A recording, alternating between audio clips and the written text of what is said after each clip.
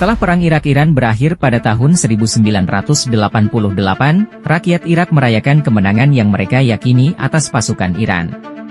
Meskipun sebenarnya, tidak ada pemenang jelas dalam perang tersebut.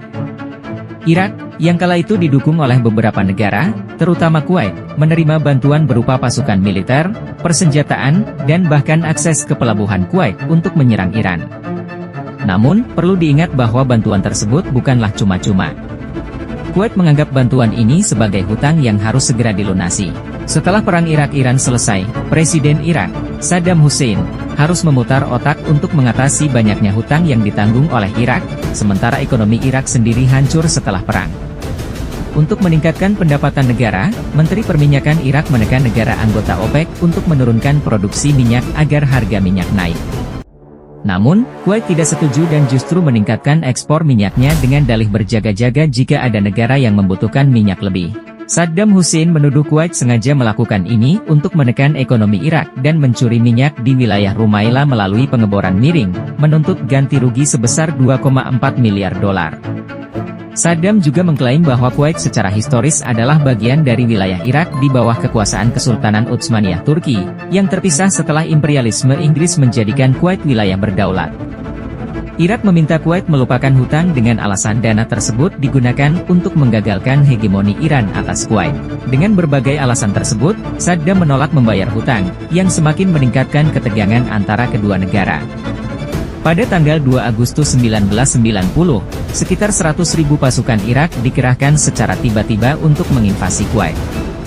Pasukan ini terdiri dari 4 divisi elit pengawal Republik Irak, beserta unit pasukan khusus yang diperkuat 700 tank.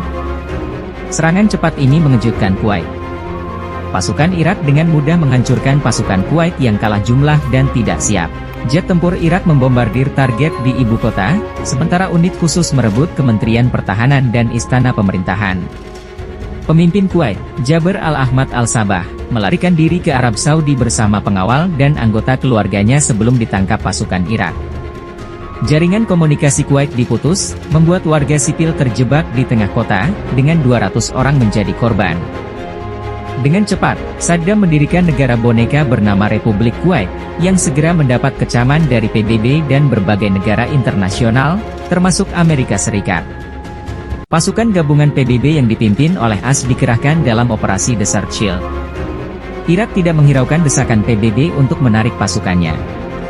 Sebagai jawaban, Amerika meluncurkan operasi militer dengan kode sandi Desert Storm atau Operasi Badai Gurun, yang menunjukkan superioritas pasukan udara AS dengan teknologi canggih seperti pesawat Nighthawk dan misil Tomahawk.